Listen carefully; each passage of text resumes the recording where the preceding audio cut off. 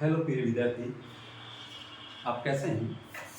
मैं आशा करता हूँ कि आप अच्छे हैं, मस्त हैं, स्वस्थ हैं और लगातार एजुकेशन राइज के इस ऑनलाइन प्लेटफॉर्म से निःशुल्क शिक्षा ग्रहण कर रहे हैं।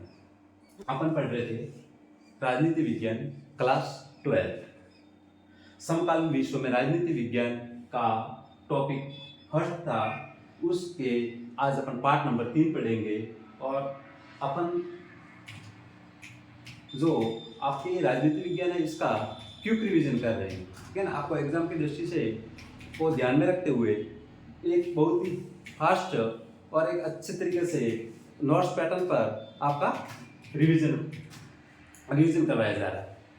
तो अपन ने दो ध्रुवीयता का अंत, जो आपका पहली यूनिट थी, दो ध्रुवीयता का अंत, उसके अंदर सोवियत संघ की विशेषता, उसके पतन के कारण और सोवियत संघ के विघटन के परिणाम, यहाँ तक अपन ने पढ़ लिया था। यहाँ तक आपको ये करवा दिया गया था। और आज अपन जो पढ़ेंगे वो है शॉक थेरेपी और शॉक थेरेपी के परिणाम। तो आइए अब अपन क्लास की बिना टाइम खराब किए, टाइम वेस्ट किए, अपन सीधा ही अपना क्लास की शुरुआत करते हैं। तो सोवियत संघ के विघटन के परिणाम ये आपको बता दिया गया था, आपको पढ़ा दिया गया था, लेकिन थोड़ा सा मैं आपको ताजा कर देता हूं उसको कि सोवियत संघ के परिणाम के फलस्वरूप दूसरी दुनिया का पतन हो चुका था। शीत युद्ध के जो शीत युद्ध चल रहा था उस संघर्ष की समाप्ति हो चुकी थी और एक ध्रुवीय विश्व का उदय हुआ था। और एक ध्रुवीय विश्व जिसको अपन अमेरिका का वर्चस्व कहते हैं। एक आपके जो क्वेश्चन एग्जाम में पूछा जा सकता है वह वेरी इंपॉर्टेंट क्वेश्चन ये है कि जब समाजवादी व्यवस्था को समाप्त किया गया और वहां पर पूंजीवादी अर्थव्यवस्था और उदारवादी लोकतंत्र का जो मॉडल अपनाया गया था, वह मॉडल किसके निर्देशन में अपनाया गया था? क्वेश्चन आएगा कि पूंजीवादी अर्थव्यवस्था और उदारवादी लोकतंत्र का जो मॉडल अपनाया गया था वह मॉडल किसके निर्देशन में अपनाया गया था? वेरी वेरी इंपॉर्टेंट क्वेश्चन है। तो वह मॉडल विश्व बैंक और अंतरराष्ट्रीय मुद्रा कोष, जिसको हम IMF, अंतरराष्ट्रीय मुद्रा कोष और विश्व बैंक के निर्देशन में पूंजीवादी अर्थव्यवस्था और उदारवादी लोकतंत्र का मॉडल अपनाया गया था। और जब उसके परिणाम के अंदर ही विश्व के मानचित्र पर नए देशों का उदय हुआ था। तो उस नए देशों का किन नए देशों का उदय हुआ था? उसके अंदर रूस है, बेलारूस है, यूक्रेन है, बाल्टिक गणराज्य है, मध्य एशिया है और पूर्वी यूरोप है।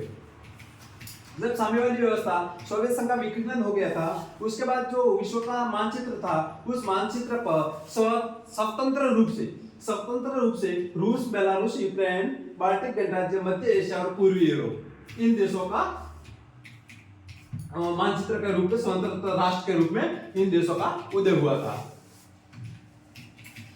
अब आज अपन जो पढ़ने वाले हैं वो है शॉक थेरेपी।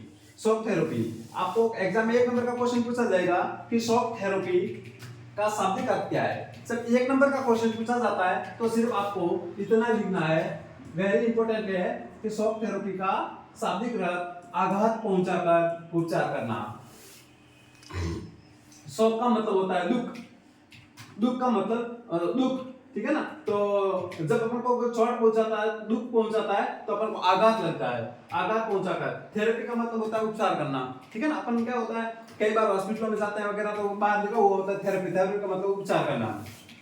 तो पूर्वी यूरोप के अंदर जो 70 साल से वहां पर जो वहां की व्यवस्था चल रही थी, वो शासन प्रणाली चल रही थी, जब 70 साल से चली आ रही शासन प्रणाली को समाप्त हुई थी या समाप्त किया गया था, तो स्वाभाविक सी बात है कि दुख पहुंचेगा ही। वहां के लोगों को आघात पहुंचा, दुख पहुंचा कि हमारे 70 साल से चली आ रही व्यवस्था समाप्त हुई, तो वो तो उनको दुख पहुंचा, आघात पहुंचा।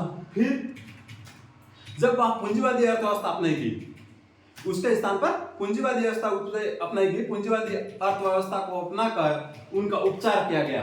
तो शॉक थेरेपी का अर्थ हुआ आघात पहुंचा का उपचार करना। एग्जाम में दो प्रकार के क्वेश्चन आपके बनेंगे।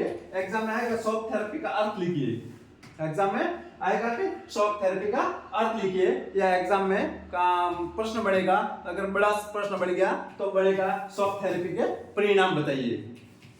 तो शॉक थेरेपी का जब अर्थ पूछा जाता है आपको, ठीक है ना, वेरी इंपॉर्टेंट क्वेश्चन है, शॉक थेरेपी का अर्थ पूछा जाता है तो आपको लिखना है कि जो सत्तावादी और समाजवादी व्यवस्था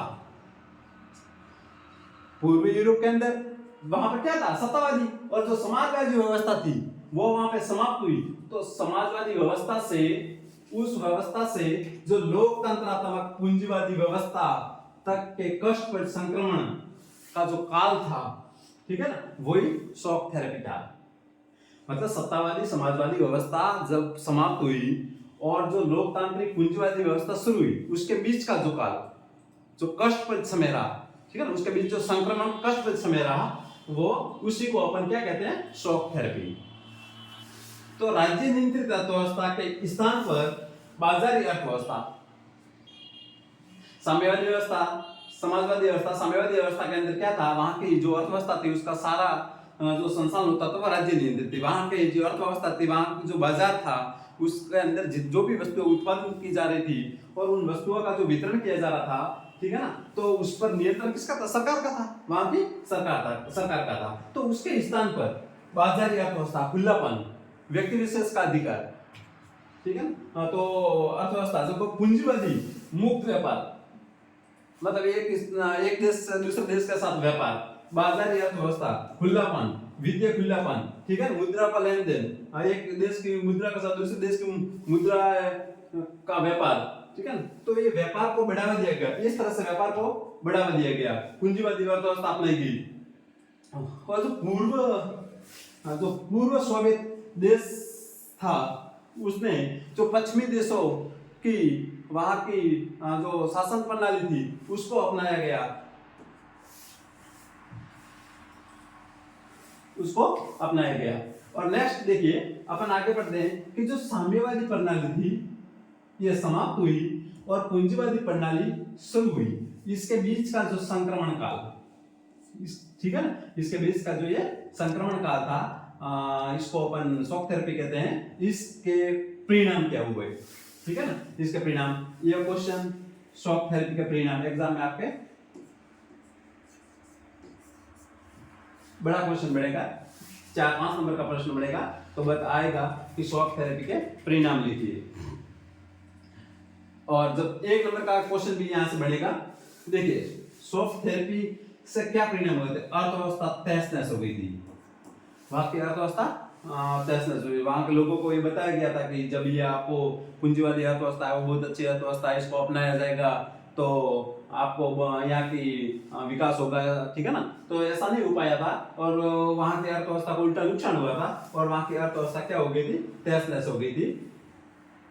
क्योंकि जो वहां पर जो जितने सार्वजनिक थे, साम्यवादी व्यवस्था के अंदर जो सार्वजनिक संस्था थी, सबका अधिकार था, तो उन सबको जब निजीकरण करना था, ठीक है ना, खुलापन लाना था, बाजारीकरण करना था, तो इस जो पूरा ये इसकी प्रणाली की गई, उसके अंदर क्या होता है कि अर्थव्यवस्था पूरी तरह से तहस नहस हो जाती है।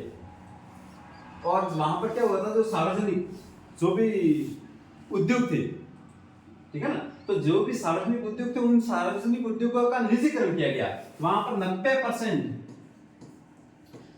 साम्यवादी व्यवस्था में सार्वजनिकरण होता है, वहां को 90% जो वहां के उद्योग थे उनको जब निजीकरण किया गया, निजी हाथों में उनको बेचा गया, तो उसको इतिहास की सबसे बड़ी सेल थी और उसको कहते हैं grass cell. Very very important question, आपके 1 नंबर का क्वेश्चन पूछा जाएगा कि इतिहास की सबसे बड़ी सेल जिसको जाना जाता है, जिसका किस नाम से जाना जाता है, तो वो थी ग्रास सेल। इसके अंदर जो वहां के उद्योग थे, ठीक है ना, उनको निजी हाथों में दिया गया था और 90% उद्योगों को उनका सार्वजनिक था, उनका निजीकरण किया गया था।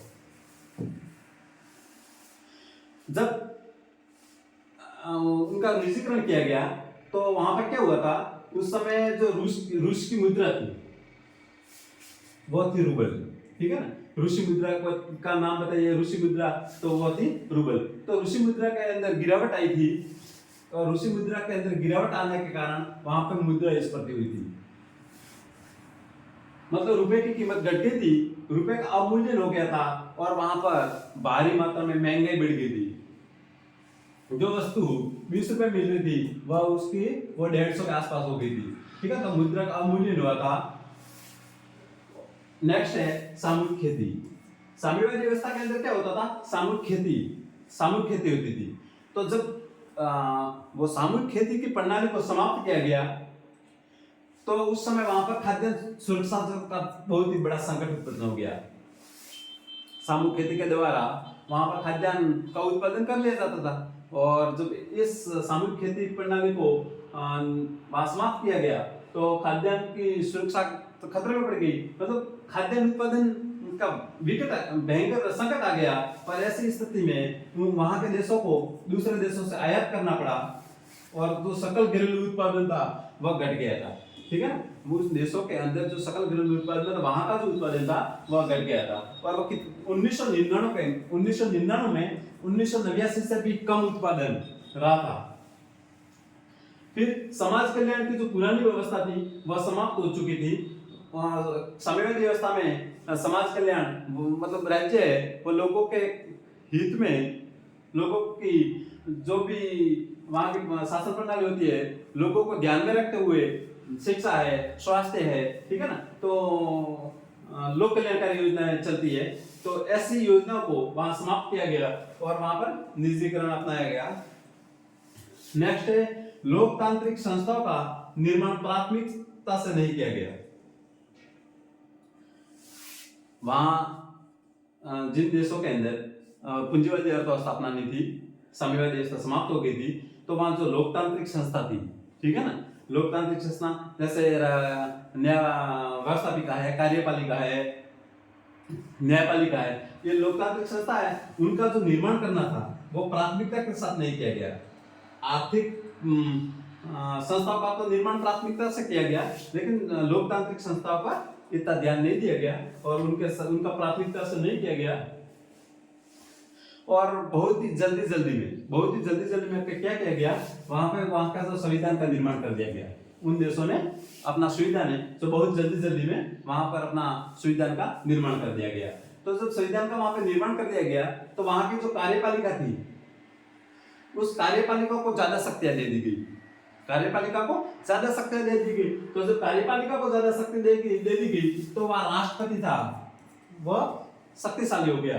जब राष्ट्रपति वहां का शक्तिशाली हो गया, और जब वहां न्यायपालिका की कोई व्यवस्था ही नहीं की गई, न्यायिक संस्कृति का अभाव था, और न्यायपालिका की स्वतंत्रता नहीं थी, मतलब वहां न्यायपालिका को स्वतंत्रता नहीं दी गई, वहां न्यायपालिका का अभाव रहा। ऐसी स्थिति में जब कार्यपालिका सर्वेसर्वा बन गई, वहां का राष्ट्रपति था वो सत्तावादी हो गया, निरकुंचवादी हो गया, ठीक है ना। तो उन्होंने वहां क्या किया, तो वहां जब उनका कार्यकाल था, वहां के जो राष्ट्रपति का कार्यकाल था वो कितने वर्ष का था, 10 वर्ष का था, लेकिन कार्यपालिका सर्वेसर्वा हो गई, न्यायपालिका मतलब वहां न्यायपालिका का निर्माण ही नहीं किया गया। तो ऐसी स्थिति में जब राष्ट्रपति ने क्या किया, संविधान के अंदर संशोधन कर दिया गया, और जो अपना कार्यकाल 10 वर्ष था, उस कार्यकाल को बढ़ाकर और 10 वर्ष कर दिया गया। तो वहां कुल राष्ट्रपति का कार्यकाल 20 वर्ष। जब एक राष्ट्र के अंदर एक राष्ट्रपति जब 20 वर्ष तक शासन करेगा, तो वो निरकुंचवादी और सत्तावादी होगा, क्योंकि कार्यपालिका शक्तिशाली थी, व्यवस्थापिका कमजोर होगी, न्यायपालिका का वहां पर अभाव था। ये अपना जो शॉक थेरेपी थी, ये अपना अध्याय पूरा हुआ। अब देखिए आपको ऐसा क्वेश्चन पूछा नहीं जाएगा, और कहीं पूछ भी जाते हैं कि जहां पर पूंजीवादी व्यवस्था अपनाई गई थी, उस देशों की स्थिति में फिर वापस वो कब, मतलब उस देश वापस वो अपनी आर्थिक स्थिति सही अवस्था में कब आए, ठीक है ना। तो देखिए वर्ष 2000 के बाद मतलब 1991 के बाद 10 वर्ष बाद वापिस वहां की अर्थव्यवस्था थी वो पटरी पर आई। ठीक है ना। अगर देश के नाम पूछे तो रूस है, कजाकिस्तान है, तुर्किस्तान है, उज्बेकिस्तान है, ये सारे देश थे, इनकी अर्थव्यवस्था वापिस पटरी पर आई। कब आई? वर्ष 2000 के बाद। और आपको पता है कि पूंजीवादी अर्थव्यवस्था है वह विश्व बैंक और IMF के नेतृत्व में, मतलब इसके निर्देशन में पूंजीवादी मॉडल अपनाया गया था। तो यहाँ पर ये अपना अध्याय आज ये जो अपन शॉक थेरेपी और शॉक थेरेपी के परिणाम पढ़ रहे थे ये अपना पूरा हुआ। ठीक है ना। मुझे लगता है कि ये क्लास आपको बहुत ही अच्छी लग रही होगी और आपको डेली ये क्लास को देखना है। इसके बाद जो हमारा ये चैनल है इसको सब्सक्राइब, लाइक और शेयर करना है। और आपको इस वीडियो के डिस्क्रिप्शन में जो लिंक दे रखी है वहां से आपको व्हाट्सएप ग्रुप, टेलीग्राम ग्रुप और ये YouTube के जो चैनल है इससे जुड़ना है। आपको भी जुड़ना है, आपके सहपाठी को जोड़ना है और आपके जो रिश्तेदार हैं उनको भी जोड़ना है। इस चैनल पे जुड़ने के बाद आपको न केवल राजनीति विज्ञान, वहाँ पे इंग्लिश है, हिंदी है, इतिहास है और इसके अलावा राजस्थान का भूगोल है, ज्योग्राफी है, इन सब विषयों का आपको वहाँ पर MCQs है, थ्योरी क्लासेस है, नोट्स पैटर्न पे आपको वहाँ पर ओल्ड एग्जाम में जो प्रश्न पत्र आए हुए हैं वो है, बहुत कुछ वहाँ पे आपको मिलेगा।